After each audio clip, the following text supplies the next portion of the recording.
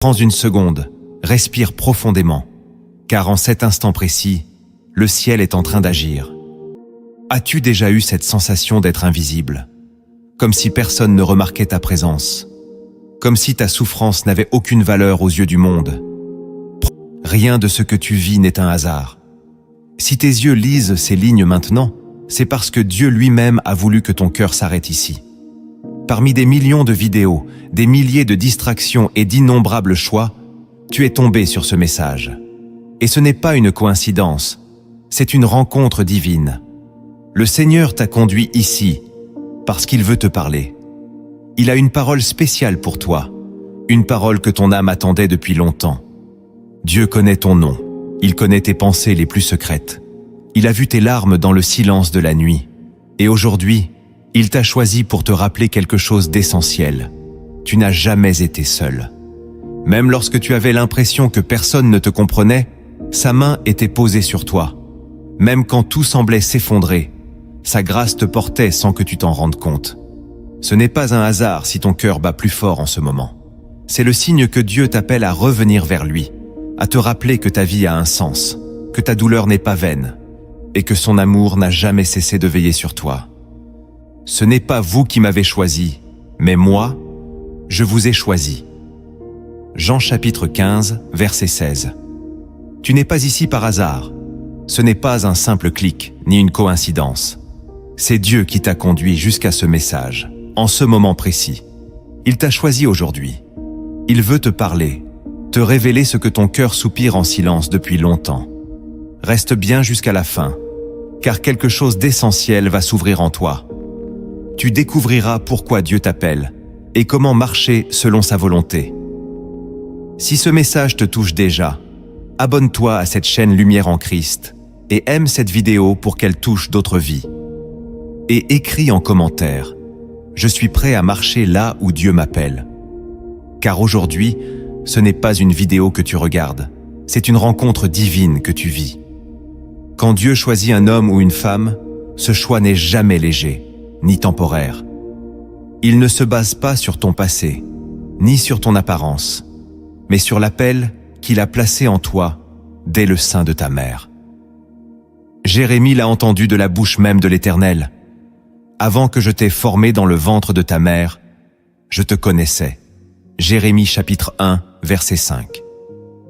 C'est ce même regard d'éternité qui repose aujourd'hui sur toi. Le monde méprise souvent ce que Dieu choisit, car le monde regarde l'extérieur, mais Dieu regarde le cœur. Tu n'as peut-être pas vu de signes éclatants, ni entendu de voix audibles, mais le fait que tu sois là maintenant en est un. Trop de croyants attendent un éclair, alors que Dieu murmure dans le calme. Aujourd'hui, il te parle à travers sa parole, et il t'appelle à répondre avec foi et humilité. Avant de comprendre pleinement pourquoi Dieu t'a choisi aujourd'hui, tu dois découvrir les fondements spirituels que sa parole révèle sur l'appel divin. Ces vérités ne sont pas des théories abstraites, mais des clés concrètes, capables de transformer ta vie si tu les reçois avec foi, humilité et une vraie soif de marcher avec le Saint-Esprit. Le premier fondement que tu dois comprendre, c'est que Dieu t'a vu avant que tu ne sois formé. Tu ne viens pas de nulle part. Tu ne marches pas dans ce monde comme une poussière sans destinée. Avant que tu respires ton premier souffle, avant même que ta mère sache qu'elle te portait, Dieu t'avait déjà vu. Il t'avait déjà pensé. Tu es le fruit d'un regard éternel, celui d'un père qui écrit des appels dans les entrailles du silence. Il n'y a rien de banal en toi. Même tes douleurs, même tes erreurs, même tes chutes. Tout cela a été vu, connu, et pourtant, il t'a choisi. Le psaume 139, verset 16, le confirme avec puissance. « Quand je n'étais qu'une masse informe, tes yeux me voyaient, et sur ton livre étaient tous inscrits les jours qui m'étaient destinés. » Tu n'es pas une surprise pour Dieu. Tu es une intention. Un dessein précis dans une génération confuse. Et si tu entends cette vérité maintenant, c'est parce qu'il commence à réveiller en toi la mémoire de ton origine. Pas une origine de chair, mais une origine divine. Le monde te dira que tu n'as pas de place, que tu es de trop, que tu dois mériter ton existence. Mais Dieu te dit, je t'ai connu avant que tu existes. Voilà pourquoi ton appel ne dépend pas de ton passé, ni de ce que les autres ont vu en toi. Il dépend de ce que Dieu a vu. Et ce que Dieu voit, il l'accomplit toujours. Laisse cette vérité pénétrer ton cœur. Tu n'as pas été choisi en dernière minute, mais préparé depuis l'éternité pour un temps comme celui-ci. Aujourd'hui, le Saint-Esprit veut raviver cette flamme oubliée et te rappeler, tu es né pour répondre à l'appel de ton Créateur. Le deuxième fondement que tu dois comprendre, c'est que l'appel de Dieu ne dépend pas de ta force, mais de ta disponibilité. Beaucoup pensent que Dieu choisit les plus forts, les plus intelligents, les plus saints. Mais regarde les Écritures. Dieu appelle Moïse avec un passé de meurtrier, Jérémie alors qu'il se dit trop jeune, Gédéon pendant qu'il se cache de la peur. Ce n'est pas la puissance humaine qui attire l'appel de Dieu, mais l'ouverture du cœur. Dieu cherche des cœurs disponibles, pas des profils parfaits. Dans 2 Chroniques chapitre 16, verset 9, il est écrit « Car l'Éternel étend ses regards sur toute la terre pour soutenir ceux dont le cœur est tout entier à lui. » Ce que Dieu veut en toi, ce n'est pas ta performance, mais ton abandon. Tu peux avoir 1000 faiblesses, 1000 blessures, 1000 limites. Ce qui compte, c'est si tu lui dis oui, si tu oses lui offrir ton présent, même imparfait. Dieu bâtit avec ce que tu lui livres. Tu veux attendre d'être prêt, mais lui veut que tu viennes tel que tu es. Car c'est lui qui rendra ton cœur prêt. Rappelle-toi, les disciples que Jésus a choisis n'étaient pas des prêtres, ni des érudits. C'étaient des pécheurs, des collecteurs d'impôts, des hommes ordinaires avec des failles visibles. Mais leur force, c'est qu'ils ont tout quitté pour le suivre. Toi aussi, tu n'as pas besoin d'être complet, tu as besoin d'être disponible. Car c'est dans ta faiblesse que sa puissance se manifeste. Si tu sens cet appel, ne l'éteins pas par tes excuses. Offre ton cœur tel qu'il est et regarde ce que Dieu en fera. Son choix sur toi n'est pas une erreur, c'est une grâce. Et cette grâce commence à se manifester dès l'instant où tu acceptes de répondre, même en tremblant. Le troisième fondement que tu dois comprendre, c'est que Dieu te choisit souvent au milieu du chaos. Tu crois peut-être que Dieu t'appellera quand tout ira bien, quand ton cœur sera en paix, quand tes blessures seront guéries. Mais la vérité, c'est que Dieu t'appelle souvent dans la tempête. Il surgit au moment où tu penses que tout est fini, que plus rien n'a de sens. Car c'est précisément là que ton cœur est prêt à entendre. Dans le livre d'Exode, Moïse reçoit son appel non pas en Égypte, ni dans un palais, mais dans un désert, après 40 ans d'exil, brisé, oublié. C'est dans ce lieu de solitude que Dieu allume le buisson ardent. Et toi, tu es peut-être dans un désert aujourd'hui. Tu as perdu des repères, tu as été trahi, abandonné, vidé. Mais Dieu dit, c'est là que je viens te chercher. Ce n'est pas dans ta réussite qu'il veut te rencontrer, mais dans ton effondrement. Parce que c'est là que tu es vrai, que tu n'as plus de masque. Et c'est ce cœur nu, ce cœur blessé, mais sincère, que Dieu utilise. Souviens-toi d'Élie, qui voulait mourir sous un arbre. Et c'est là que Dieu est venu le nourrir et le relever. Ou encore de Joseph, oublié dans une prison, que Dieu élève au rang de gouverneur. Ne méprise pas ton chaos, ne maudis pas ton désert. C'est peut-être l'endroit où le buisson va commencer à brûler. Et si tu ouvres les yeux de l'esprit, tu verras que Dieu t'appelle précisément là, au milieu des ruines. Car c'est dans les ruines que Dieu rebâtit les fondations les plus solides. Tu n'as pas besoin d'être sorti de ta tempête pour entendre l'appel. Tu as juste besoin d'écouter. Et aujourd'hui, sa voix résonne dans ton chaos. Je t'ai choisi.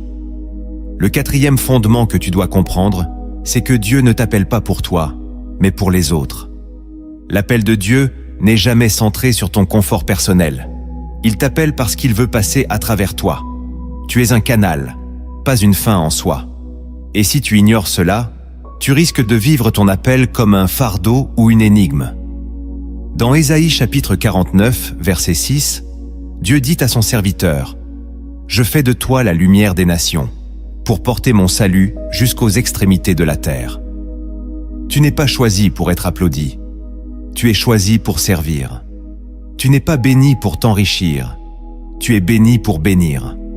Dieu veut toucher une génération et il t'a placé comme pont, comme intercesseur, comme témoin. Et cette dimension-là change tout.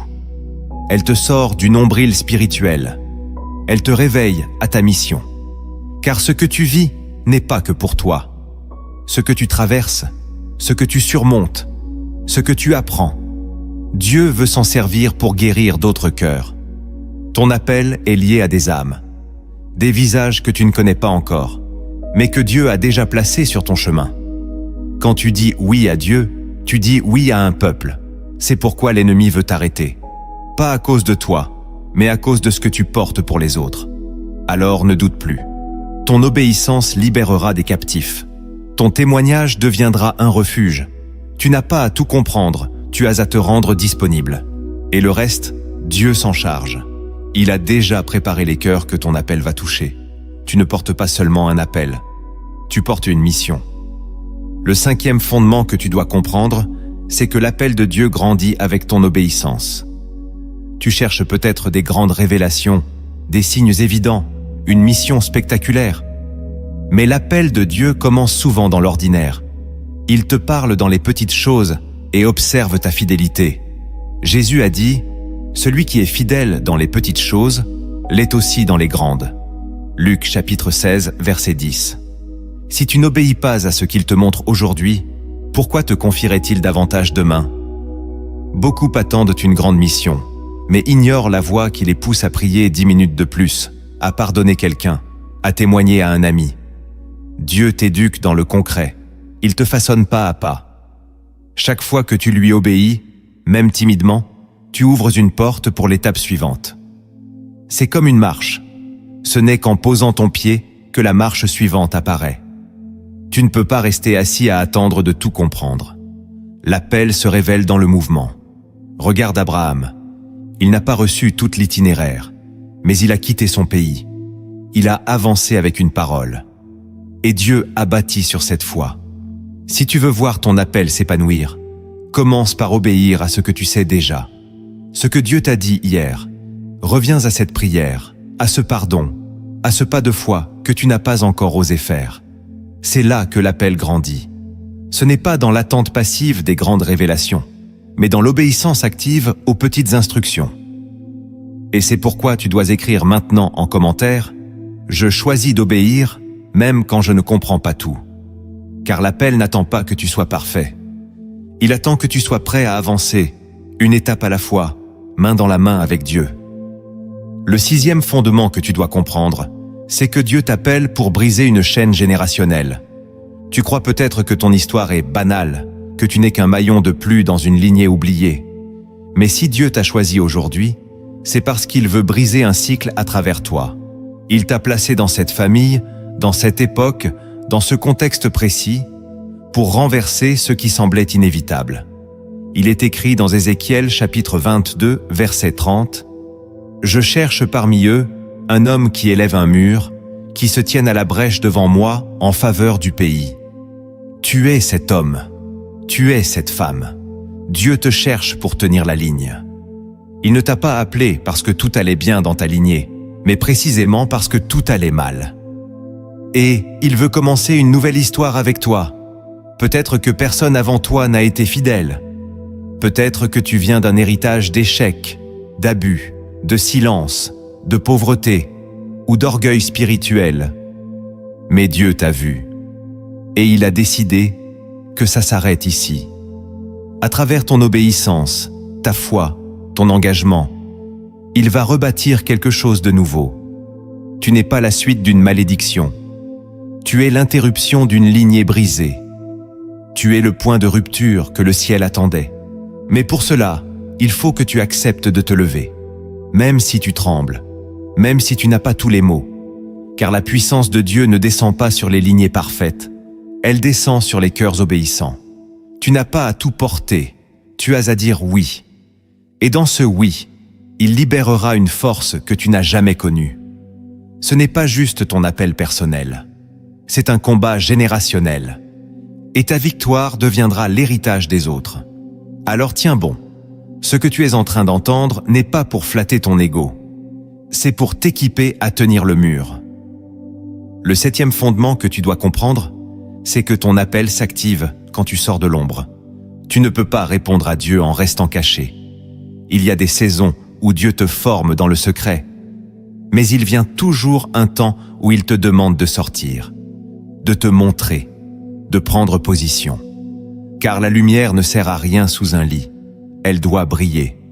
Matthieu chapitre 5, verset 14 le proclame. Vous êtes la lumière du monde. Une ville située sur une montagne ne peut être cachée. Tu ne peux plus cacher ce que Dieu a mis en toi. Tu ne peux plus rester silencieux, alors que des âmes autour de toi s'éteignent. Tu as reçu quelque chose, une parole, une flamme, un témoignage. Et ce dépôt est une responsabilité. Il y a un moment où tu dois sortir de ton confort spirituel, cesser de consommer la foi des autres et commencer à partager ce que Dieu t'a confié. Peut-être que tu te dis « Je ne suis pas prêt, je ne suis pas formé ». Mais Dieu ne cherche pas des experts, il cherche des témoins.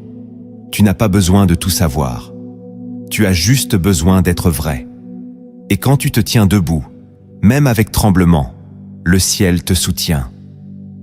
Regarde David.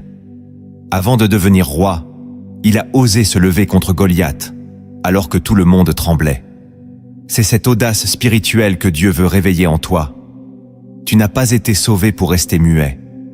Tu as été choisi pour parler, pour prier, pour aimer, pour briller. Et tant que tu restes dans l'ombre par peur, ton appel reste enfermé. Mais aujourd'hui, Dieu t'invite à sortir, à marcher dans ce qu'il a préparé pour toi, à te tenir au grand jour. Parce que c'est là que ton appel commence à porter du fruit. Le 8e fondement que tu dois comprendre, c'est que ton appel dérangera l'ordre établi. Quand Dieu te choisit, ce n'est pas pour te fondre dans le décor, mais pour déranger les systèmes installés. Et ce dérangement commence souvent par des incompréhensions, des oppositions, des rejets. Car l'appel authentique secoue ce qui est tiède. Regarde Jésus. Dès qu'il commence son ministère, les religieux s'indignent, les démons hurlent, les foules s'agitent. Il dérange. Et si ton obéissance commence à provoquer des tensions, ne t'étonne pas. Cela fait partie du chemin.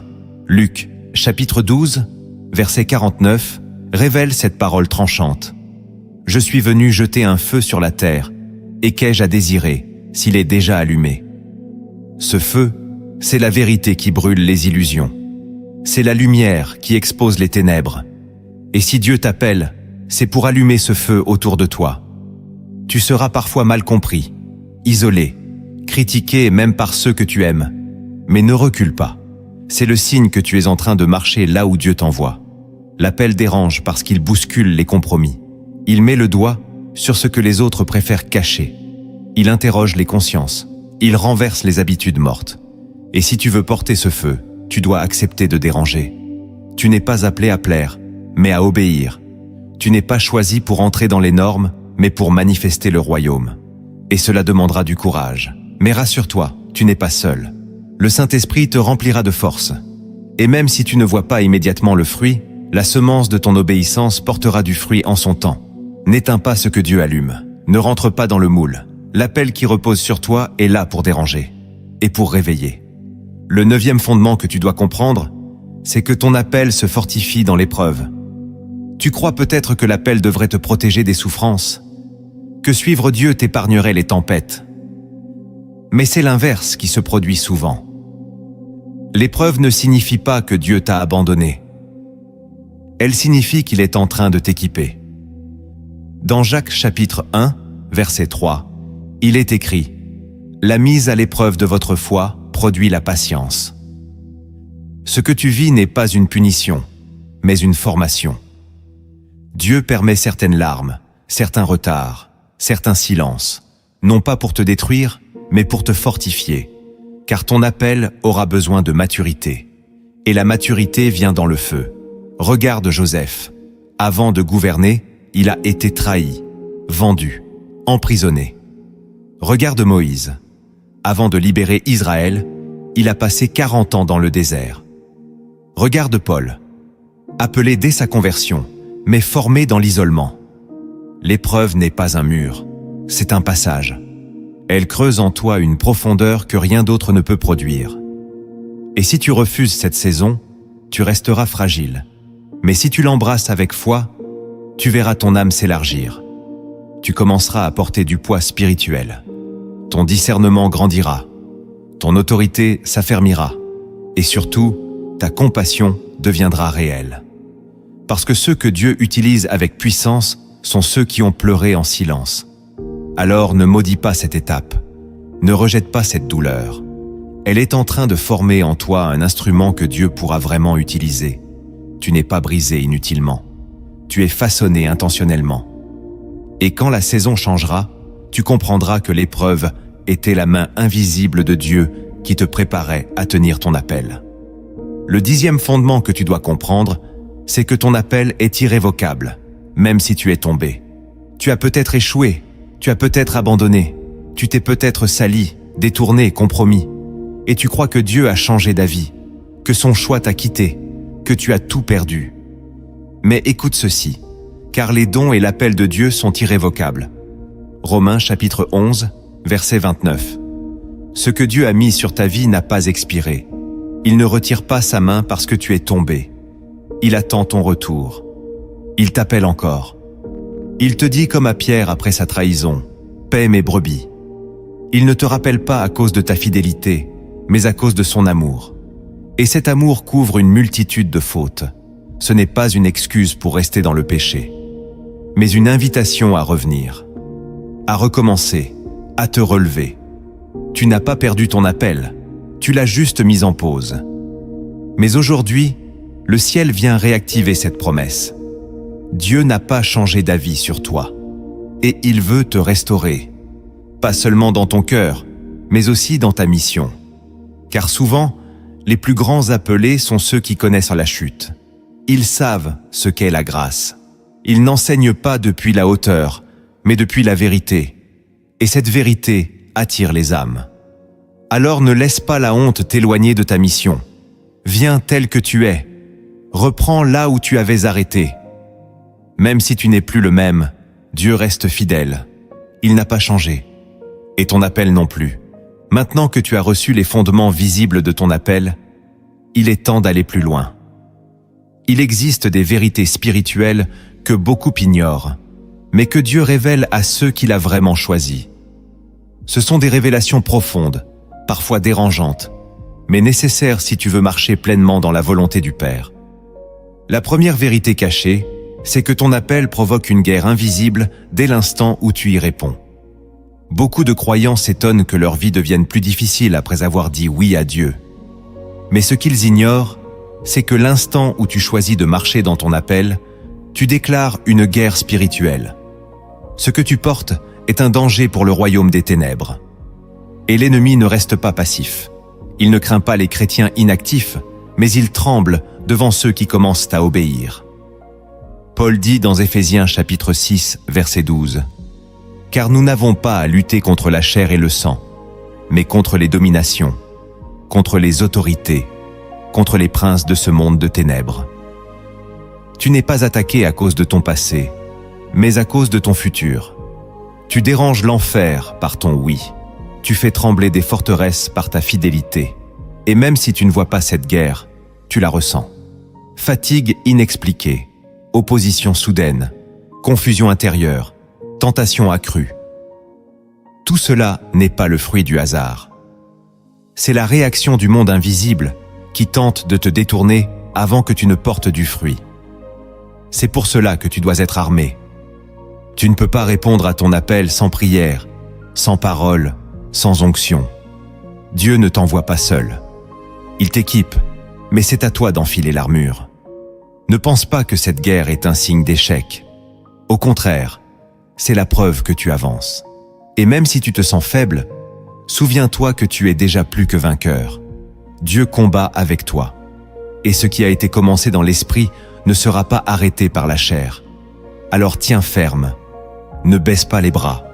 Car cette guerre annonce une victoire imminente, une percée que l'ennemi veut empêcher à tout prix. La deuxième vérité cachée, c'est que Dieu te cache souvent avant de t'élever. Tu veux être utilisé, visible, reconnu. Tu sens l'appel brûler en toi. Mais tout semble figé. Rien ne bouge. Tu pries, tu jeûnes, tu espères, et pourtant, le silence, ce n'est pas l'oubli. C'est la cachette de Dieu. Avant l'élévation, Dieu te cache pour te former, te purifier, t'enraciner. Comme Moïse dans le désert, comme David auprès des brebis, comme Joseph dans une prison. C'est dans le secret que l'identité se forge. Psaume 31, verset 20 dit « Tu les caches dans le secret de ta présence contre les complots des hommes. » Dieu ne veut pas t'exposer trop vite, car si ton appel précède ton caractère, tu tomberas. Il te protège de toi-même, de la gloire prématurée, de l'orgueil silencieux. Ce que tu vis comme un retard est en réalité une préparation. Tu n'as pas été mis de côté. Tu es mis à part. Et quand Dieu cache quelqu'un, ce n'est jamais pour l'éteindre. C'est pour le faire grandir loin des regards. Tu apprends à le connaître, à lui obéir sans applaudissements, à rester fidèle même dans le vide. C'est là que naît la vraie profondeur. La majorité des fruits spirituels poussent dans l'obscurité. Si tu acceptes cette cachette comme une saison divine, tu ne sombreras pas dans la comparaison ni le découragement. Tu comprendras que l'élévation durable est toujours précédée d'un silence divin. Dieu veut que tu sois enraciné, pas juste visible. Il veut que ton appel dure, pas qu'il brille un instant. Alors, reste là où il t'a mis. Ne force pas les portes. Ne cherche pas à te montrer. Le jour viendra où il dira ton nom en public. Mais pour l'instant, apprends à écouter sa voix dans le secret. Car ceux qui entendent Dieu dans le silence seront capables de le représenter dans le bruit. La troisième vérité cachée, c'est que Dieu teste toujours ton cœur avant d'ouvrir des portes. Tu peux prier pour des opportunités, tu peux jeûner pour une direction. Mais si ton cœur n'est pas éprouvé, Dieu attendra. Il ne cherche pas la performance extérieure. Il scrute les intentions cachées. Proverbe, chapitre 17, verset 3 dit « Le creuset est pour l'argent et le fourneau pour l'or. Mais c'est l'Éternel qui éprouve les cœurs. » Dieu regarde ce que personne ne voit. Tu peux tromper les hommes avec tes discours, mais pas le Seigneur. Il sait si tu le cherches pour sa gloire ou pour ton image. Il sait si tu es prêt à le suivre dans le sacrifice ou seulement dans l'excitation. Alors, il permet des situations précises pour exposer ce qui est enfoui. Il laisse parfois des portes fermées, des prières sans réponse, non pas pour te punir, mais pour révéler ton vrai désir. Vas-tu persévérer ou te décourager? Vas-tu obéir même sans reconnaissance? Vas-tu aimer même sans retour? C'est là que ton cœur se révèle. Et si tu passes cette saison avec intégrité, Dieu t'ouvrira des portes qu'aucun homme ne pourra refermer. Le test du cœur est souvent silencieux, discret, mais il est décisif. Dieu cherche des cœurs purs, pas des talents brillants. Car ce que tu ne régleras pas dans le secret reviendra plus fort dans la lumière. Ce n'est pas un jugement, c'est une grâce. Il veut que tu sois stable avant d'être élevé. Alors examine ton cœur. Laisse le Saint-Esprit sonder tes intentions. Et ne cours pas après les ouvertures. Cours après l'approbation divine. Car une seule porte ouverte par Dieu vaut mieux que 1000 opportunités humaines. Si ton cœur lui appartient, ton appel se manifestera au temps juste. Et ce jour-là, tu sauras que ton cœur était la clé.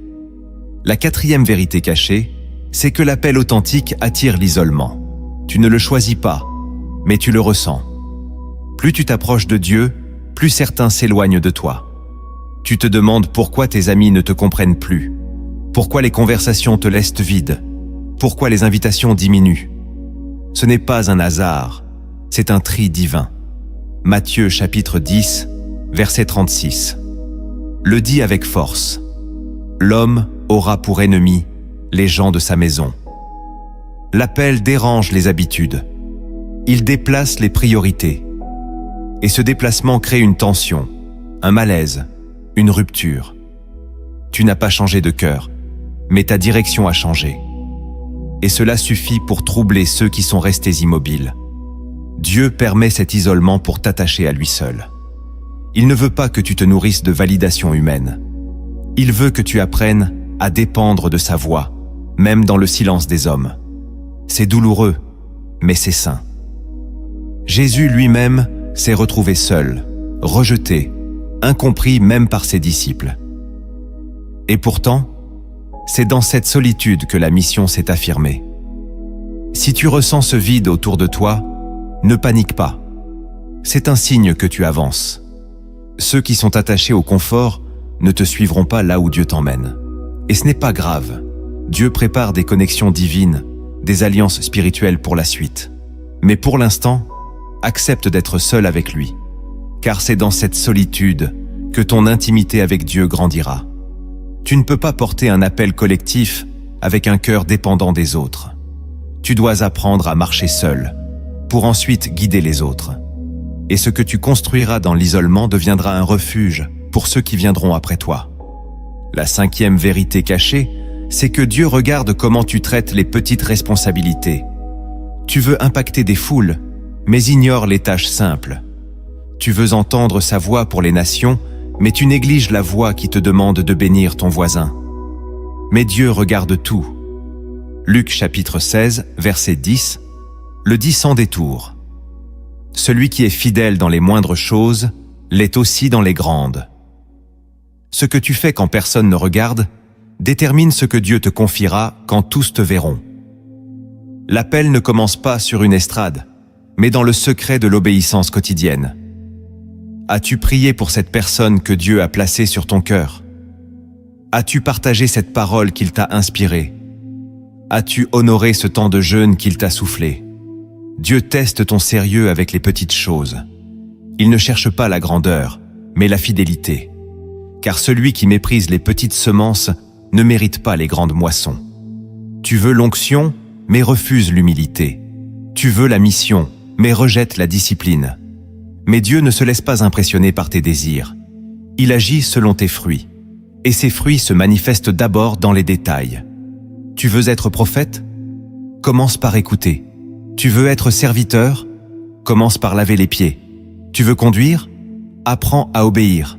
Dieu regarde tout. Il note ce que tu fais quand personne ne t'applaudit. Et c'est dans ces moments que ton appel se prépare vraiment. Si tu comprends cela, tu avanceras plus vite que ceux qui cherchent la scène. Et c'est maintenant que tu dois écrire en commentaire. Je choisis la fidélité dans les petites choses.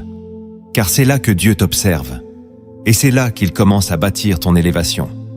La 6e vérité cachée, c'est que Dieu ne t'appellera jamais à faire ce que tout le monde comprend.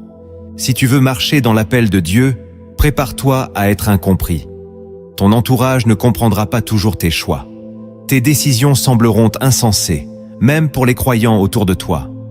Mais ce n'est pas l'approbation des hommes qui valide ton appel, c'est l'instruction de Dieu. Hébreux chapitre 11, verset 7 dit « C'est par la foi que Noé, divinement averti des choses qu'on ne voyait pas encore, saisi d'une pieuse crainte, construisit une arche. Noé a bâti pendant des années sans voir une seule goutte de pluie. Imagine les moqueries, les jugements, les rires. Mais il a continué, car Dieu lui avait parlé. Et toi, Dieu t'appelle peut-être à bâtir quelque chose que personne ne comprend encore, à prendre une direction que personne n'approuve. Mais si tu sais que c'est lui, alors obéis. Ce n'est pas ton entourage qui rendra compte devant Dieu, c'est toi. Le Saint-Esprit ne te conduira pas toujours sur les routes populaires. Parfois, il t'amènera à tout quitter, à recommencer, à rester silencieux quand tu voudrais parler. Et ce sera étrange. Mais c'est dans cette étrangeté que Dieu révèle sa sagesse. La foi n'est pas logique, elle est obéissance. Et si tu veux marcher selon ton appel, tu dois apprendre à obéir sans tout expliquer. Tu ne peux pas toujours convaincre, tu ne peux pas toujours rassurer. Tu peux seulement avancer, avec paix, dans la direction que Dieu trace pour toi. Et quand les fruits viendront, ceux qui doutaient verront. Mais ce ne sont pas les fruits qui justifient l'appel, c'est ton oui. Alors marche, même seul, même dans l'inconfort, même si personne ne te suit encore. Et n'oublie pas, si ce message te touche, partage cette vidéo maintenant. elle peut réveiller l'appel endormi de quelqu'un d'autre, exactement comme Dieu est en train de le faire pour toi. La 7e vérité cachée, c'est que ton appel se manifestera d'abord dans l'obscurité intérieure. Tu crois peut-être que marcher dans ton appel, c'est ressentir des émotions fortes, de la clarté, une paix permanente. Mais dans la réalité, l'appel se manifeste souvent dans le combat intérieur. Tu as entendu une voix, mais tu doutes. Tu as ressenti un feu, mais il semble s'éteindre. Tu veux avancer, mais la confusion t'envahit. Bienvenue dans le champ de formation divine. Le psaume 88 est l'un des plus sombres, et pourtant, il est adressé à Dieu. C'est la preuve que la prière la plus puissante peut naître dans les ténèbres. Dieu ne t'a pas promis des certitudes permanentes, mais une présence constante. Et cette présence est ton ancre quand ton âme tremble. Ne crois pas que ton appel s'est envolé parce que tu traverses une saison obscure. C'est justement là qu'il grandit. Car dans l'obscurité, ta foi devient réelle. Elle n'est plus portée par les émotions, mais par une confiance nue, dépouillée, profonde. Dieu ne cherche pas des enthousiastes, mais des enracinés. Et ces racines se développent dans le silence, dans l'ombre, dans le combat invisible. Si tu t'y trouves aujourd'hui, ne panique pas. Tu n'es pas en dehors de la volonté de Dieu, tu es en plein dedans. Cette obscurité intérieure est l'atelier secret où il façonne ton cœur. Et un jour, cette obscurité deviendra témoignage. Car ce que tu vis aujourd'hui, tu l'expliqueras demain à quelqu'un qui marchera dans les mêmes ténèbres. Et tu pourras lui dire avec vérité, « Je suis passé par là, et Dieu m'a soutenu. » Alors ne fuis pas cette obscurité. Laisse Dieu y briller doucement. Et souviens-toi, même quand tu ne vois rien, sa main est toujours sur toi. La 8e vérité cachée, c'est que tu ne comprendras pas ton appel tant que tu résisteras à la brisure. Tu veux que Dieu t'utilise, mais tu refuses la croix. Tu veux la gloire du service, sans le poids du renoncement. Mais il n'y a pas d'appel véritable sans brisure. C'est une loi spirituelle. Jean chapitre 12, verset 24 dit « Si le grain de blé qui est tombé en terre ne meurt, il reste seul, mais s'il meurt, il porte beaucoup de fruits. » Le fruit vient après la mort. Pas la mort physique, mais celle de l'ego, de la fierté, des ambitions humaines. Dieu ne partage pas sa gloire. Et tant que tu t'accroches à tes sécurités, à tes projets personnels, à ton image, tu bloques la manifestation de ton appel. Car ce que tu portes est trop précieux pour être géré par un cœur encore centré sur lui-même. Alors, Dieu permet des brisements. Pas pour te punir, mais pour te libérer.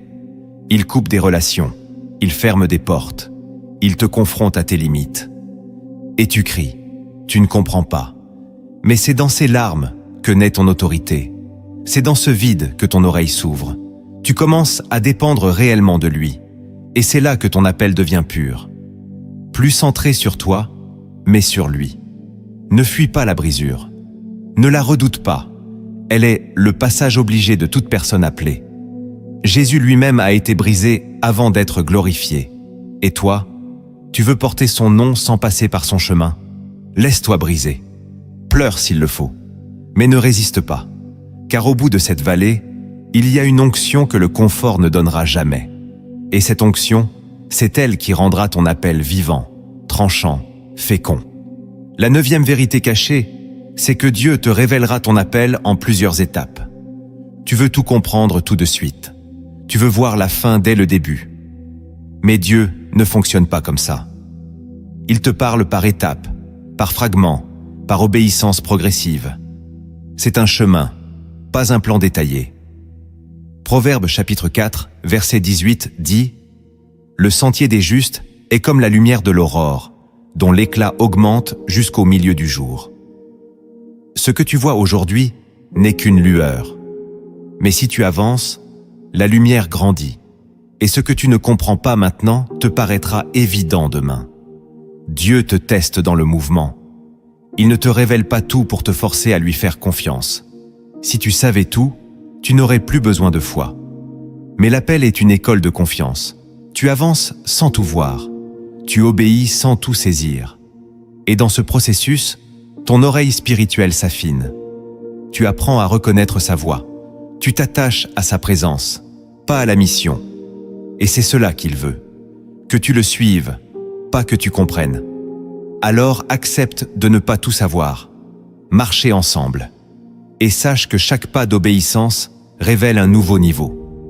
L'appel n'est pas une destination. C'est un voyage. Et tant que tu restes en mouvement avec Dieu, tu es au bon endroit. La 10e vérité cachée, c'est que ton appel ne s'éteindra jamais, même si tu t'arrêtes. Tu as peut-être mis ton appel en pause. Tu t'es peut-être fatigué, blessé, refroidi. Tu t'es éloigné, mais ce feu que Dieu avait allumé, même enfoui sous les cendres, est encore vivant. Romains chapitre 11, verset 29, le proclame avec autorité, car les dons et l'appel de Dieu sont irrévocables. Ce que Dieu a déposé en toi ne s'est pas évaporé. Il dort, il attend, il gémit. Et aujourd'hui, par cette vidéo, Dieu est en train de souffler dessus. Il rallume ce que tu croyais perdu. Il ranime ce que tu avais enterré. Et même si tu t'es écarté, Dieu ne t'a pas rejeté. Il t'appelle encore. L'histoire n'est pas finie. Ce n'est pas parce que tu as échoué que c'est terminé. C'est parce que tu t'es arrêté que tu crois que c'est fini. Mais Dieu t'attend, là où tu as abandonné. Il ne t'accuse pas. Il t'invite. Reviens, reprends, rallume. Car ce que tu portes est encore vivant. Et il suffit d'un pas pour que tout recommence. Dieu n'a pas changé d'avis. Et il ne changera pas. Maintenant que tu as entendu les fondements et les vérités cachées de ton appel, il est temps d'agir. Dieu ne veut pas que tu te contentes d'écouter. Il veut que tu te lèves, que tu avances, que tu entres dans une transformation réelle. Voici les actes spirituels concrets que tu dois poser pour vivre pleinement ce choix divin. Le premier acte que tu dois poser pour honorer le choix de Dieu, c'est de sanctifier ton quotidien.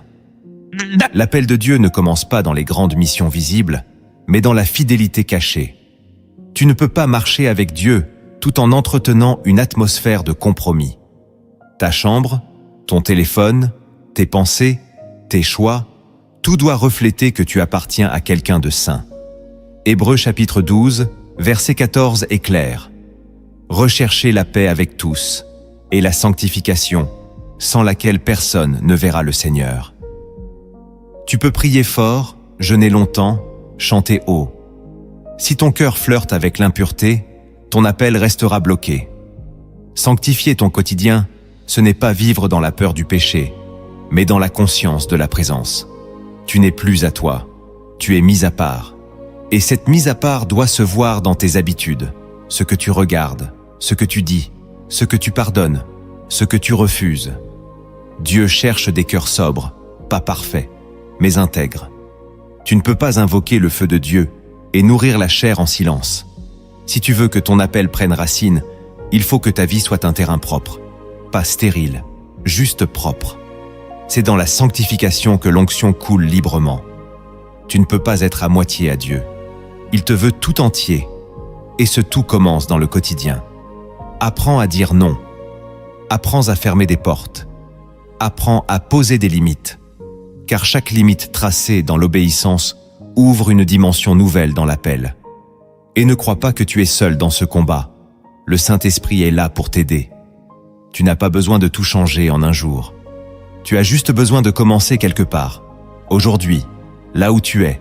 Et si tu le fais avec foi, avec vérité, tu verras que ton atmosphère va changer. Et avec elle, ton discernement, ta paix, ta force. Sanctifie-toi, car tu es déjà mis à part. Le deuxième acte que tu dois poser pour honorer le choix de Dieu, c'est de nourrir une intimité constante avec le Saint-Esprit. Tu ne peux pas répondre à l'appel de Dieu sans relation personnelle avec celui qui te guide. L'intimité avec le Saint-Esprit n'est pas une option réservée à une élite spirituelle. C'est une nécessité vitale. Jean chapitre 14, verset 16, nous révèle une promesse bouleversante. « Je prierai le Père, et il vous donnera un autre consolateur, afin qu'il demeure éternellement avec vous. » Le Saint-Esprit ne vient pas pour visiter ta vie une fois de temps en temps. Il vient pour y habiter, y diriger, y corriger, y inspirer. Mais il ne force pas. Il attend d'être désiré. Ton appel dépend de ta capacité à l'écouter, à le suivre, à l'aimer.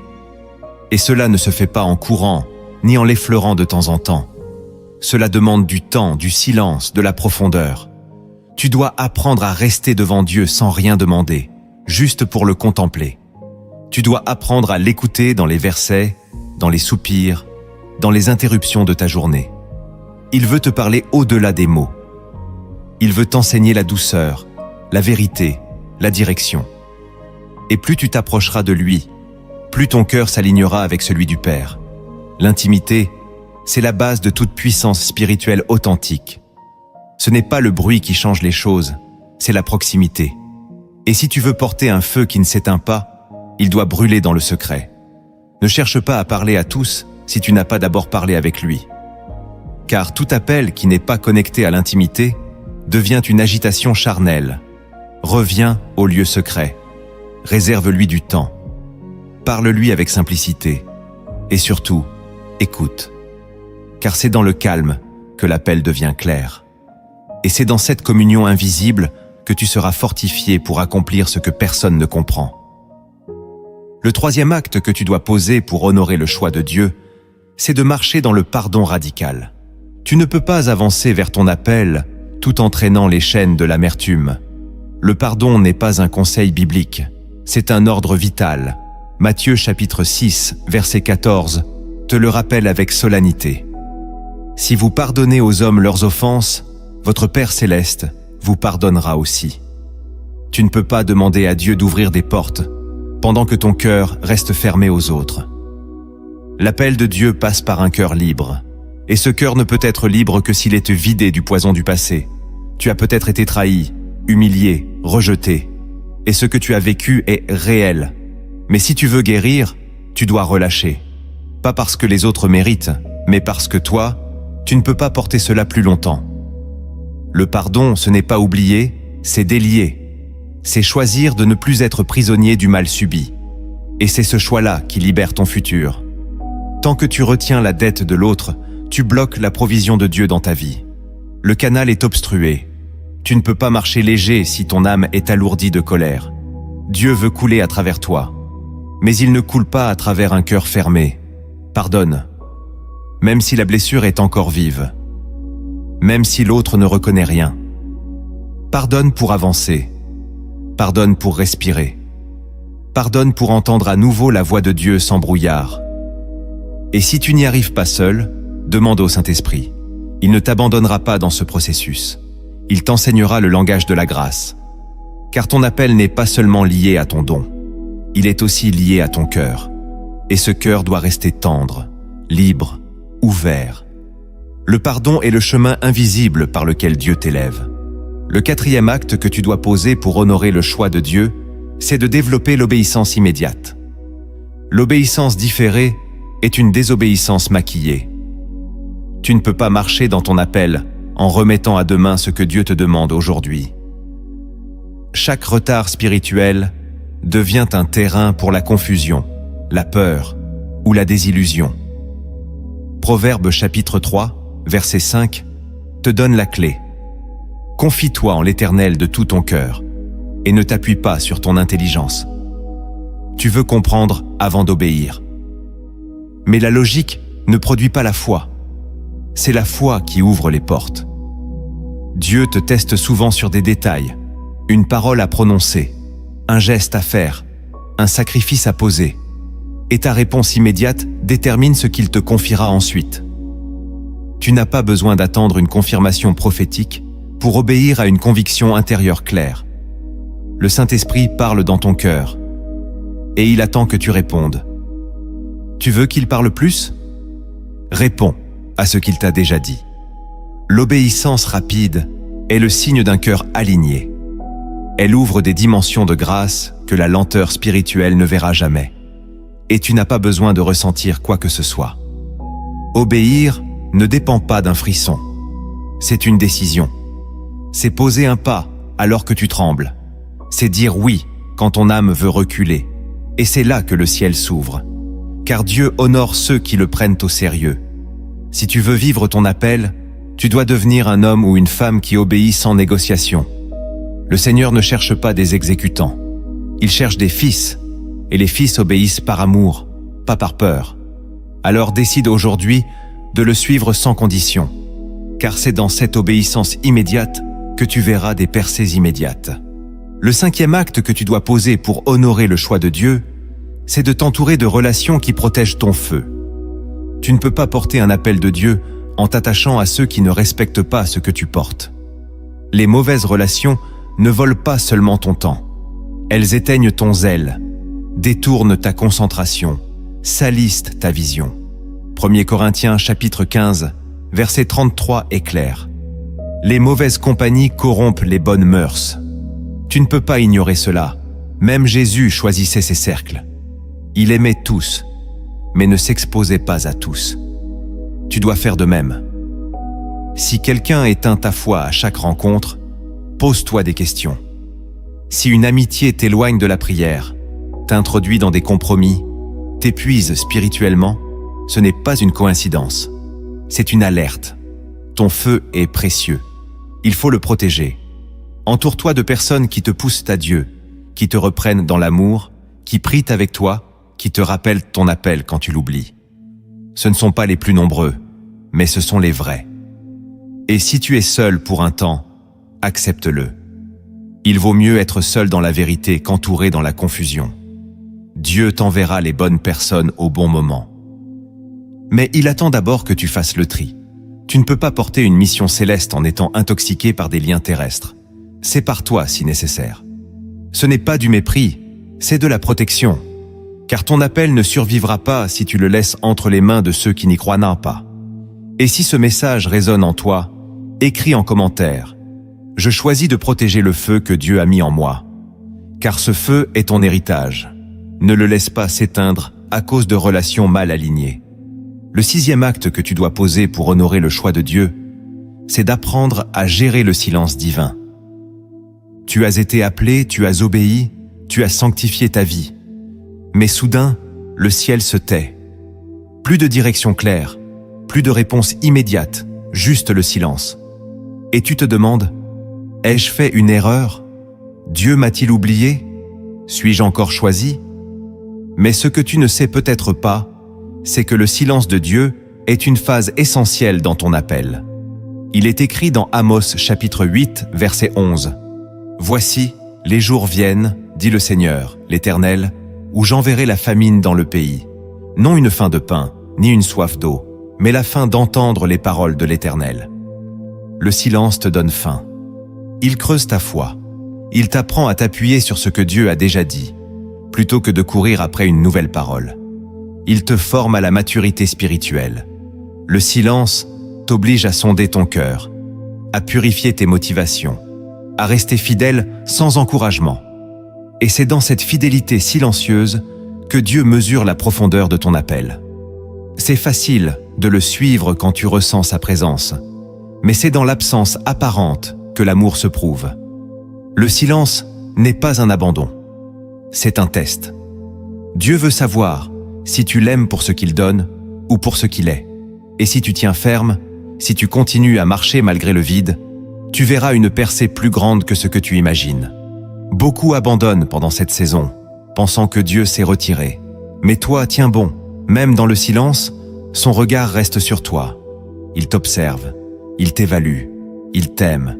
Et au moment fixé, il parlera à nouveau. Et cette voix, après le désert, sera plus précieuse que l'or.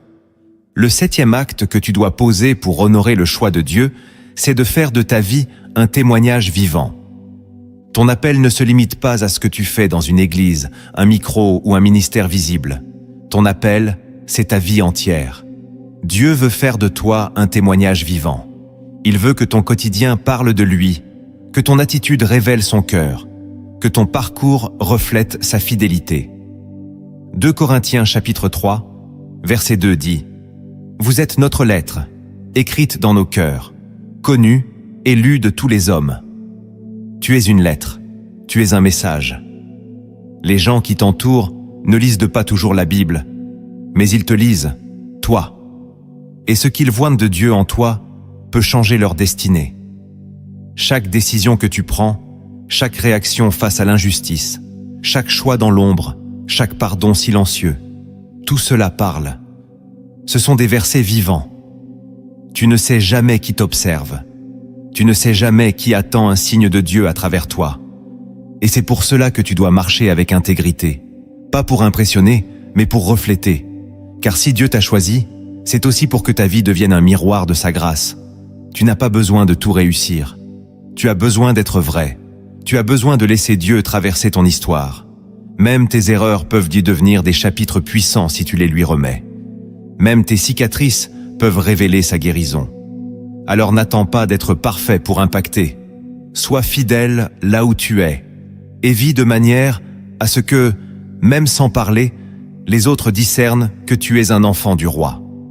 Ton témoignage silencieux peut faire plus que 1000 sermons. Et c'est en vivant ainsi, jour après jour, que tu accompliras ton appel sans même t'en rendre compte. Tu deviendras une lumière qui ne s'éteint pas. Parfois, ce n'est pas ta raison qui doit comprendre, mais ton âme qui doit se souvenir. Jésus parlait en parabole, non pour compliquer, mais pour révéler l'invisible. Écoute attentivement ce récit. Ce n'est pas une simple histoire, c'est une clé. Une vérité déguisée, un miroir caché. Si tu te reconnais dans cette image, c'est que Dieu te parle maintenant. Parabole, le dernier appel dans la salle d'attente. Il y avait dans une immense gare céleste une salle d'attente sans horloge. Pas de fenêtre, pas de bruit. Juste une voix enregistrée qui, de temps à autre, appelait un nom. Appelé numéro 1. Veuillez avancer. Dans cette salle se trouvaient des centaines d'âmes, toutes habillées de vêtements différents. Certaines dormaient, d'autres discutaient. Beaucoup avaient oublié pourquoi elles étaient là.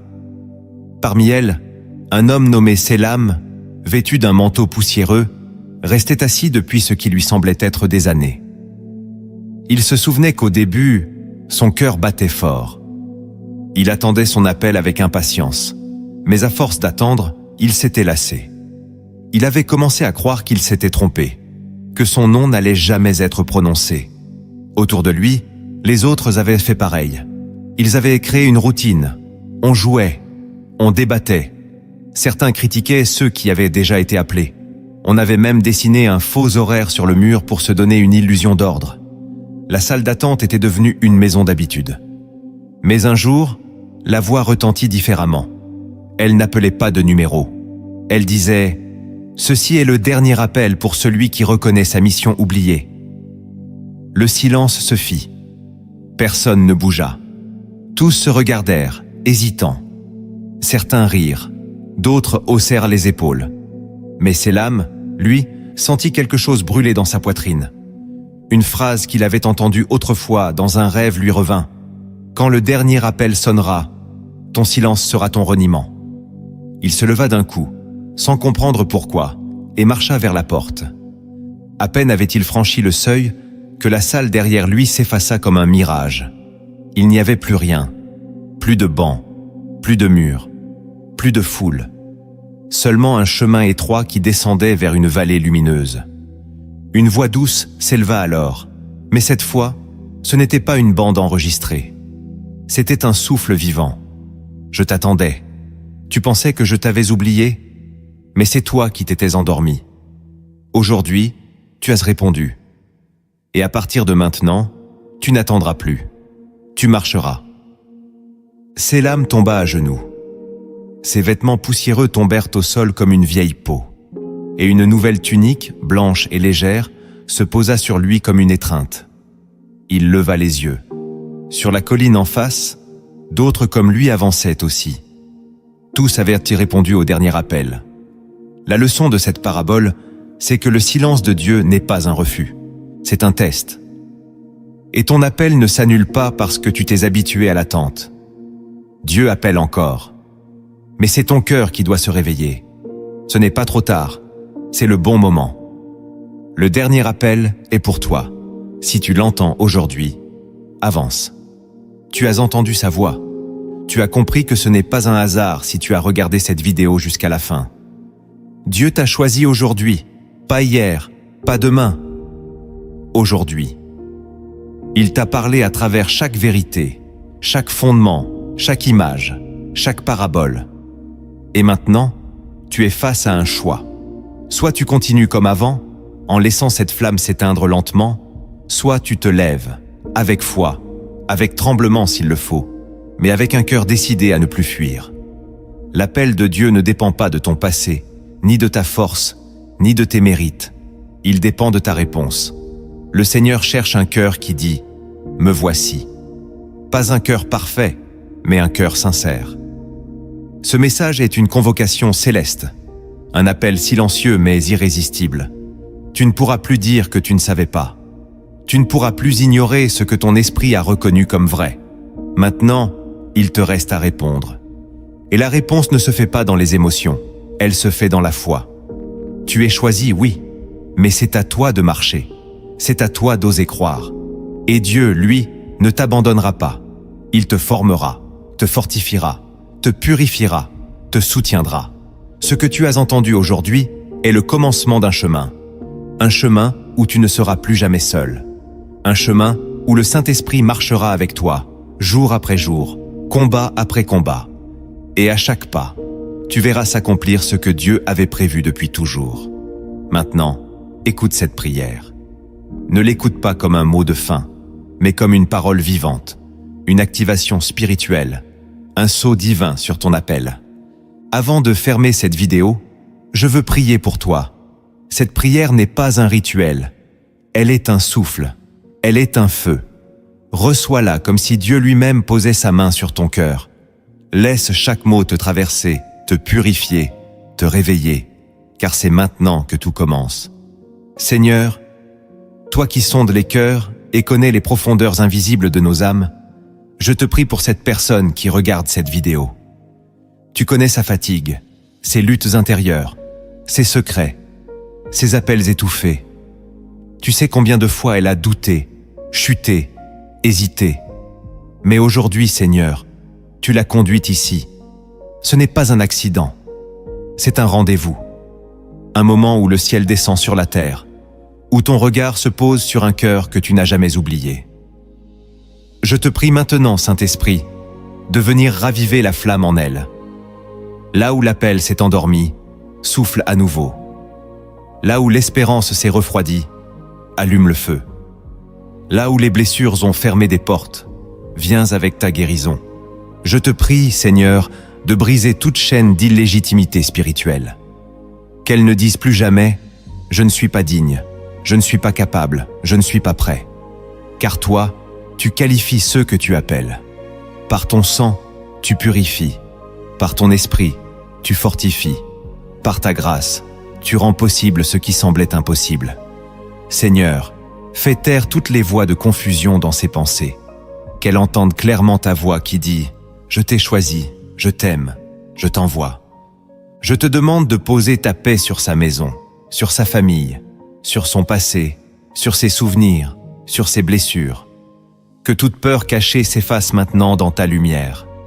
Que toute honte ancienne soit lavée. Que tout esprit d'abandon, d'échec ou de rejet soit chassé maintenant au nom de Jésus-Christ. Je proclame qu'elle est une fille du roi, qu'il est un fils du royaume, et que ton appel n'a jamais expiré sur leur vie. Je te prie pour ses finances, pour ses projets, pour ses relations. Là où l'ennemi voulait semer le chaos, donne la clarté. Là où les portes sont restées fermées, ouvre un passage nouveau. Là où elle s'est sentie seule, envoie des connexions divines. Et surtout, Seigneur, donne-lui le courage d'y croire, le courage de te suivre sans se retourner, le courage de ne plus attendre la validation des autres, le courage de marcher même dans la vallée, car tu seras avec elle, tu seras avec lui. Seigneur, fais de cette personne une lumière dans sa génération. Qu'elle ne se contente plus d'être spectatrice, mais qu'elle devienne témoin, témoin de ta grâce, témoin de ton amour, témoin de ta fidélité. Je déclare que des dons spirituels vont s'activer en elle. Des songes prophétiques, une faim pour ta parole, une capacité nouvelle à discerner, à aimer, à persévérer. Je déclare que les blocages tombent, que les prisons mentales se brisent, que la lassitude s'effondre, et qu'un nouveau souffle entre dans ses poumons spirituels. Seigneur, pose maintenant ton sceau. Ce n'est pas par puissance, ni par force, mais par ton esprit. Fais germer la graine que tu avais plantée depuis longtemps, et qu'elle grandisse en dépit des tempêtes. Qu'elle porte du fruit, en son temps, en abondance. Qu'elle devienne refuge pour les faibles, lumière pour les perdus, force pour les découragés. Et que dans tout cela, toi seul sois glorifié. Je te loue, Père, pour cette œuvre que tu accomplis maintenant. Elle ne se voit peut-être pas encore avec les yeux, mais elle a déjà commencé dans l'invisible. Et ce que tu commences, tu l'achèves. Je te rends grâce pour cette vie restaurée, activée, sanctifiée. Et je te demande une seule chose. Ne la laisse jamais s'éloigner de toi. Attire-la toujours plus près. Que même dans le silence, elle continue de marcher. Qu'elle devienne une voix pour les sans-voix, une main pour les brisés, une réponse pour ceux qui cherchent encore. Et maintenant, Seigneur, entoure-la de ta présence. Remplis la pièce où elle se trouve. Que son cœur brûle à nouveau. Que son esprit se redresse. Que son regard change. Que son langage change. Et qu'à partir d'aujourd'hui, elle sache une chose avec certitude. Elle a été choisie. Choisie. Non par les hommes, mais par toi. Et cela suffit. Dans le nom glorieux de Jésus-Christ. Amen. Si tu sais au fond de toi que Dieu t'a choisi aujourd'hui, alors ne garde pas ce message pour toi. Partage cette vidéo avec quelqu'un qui a besoin de l'entendre.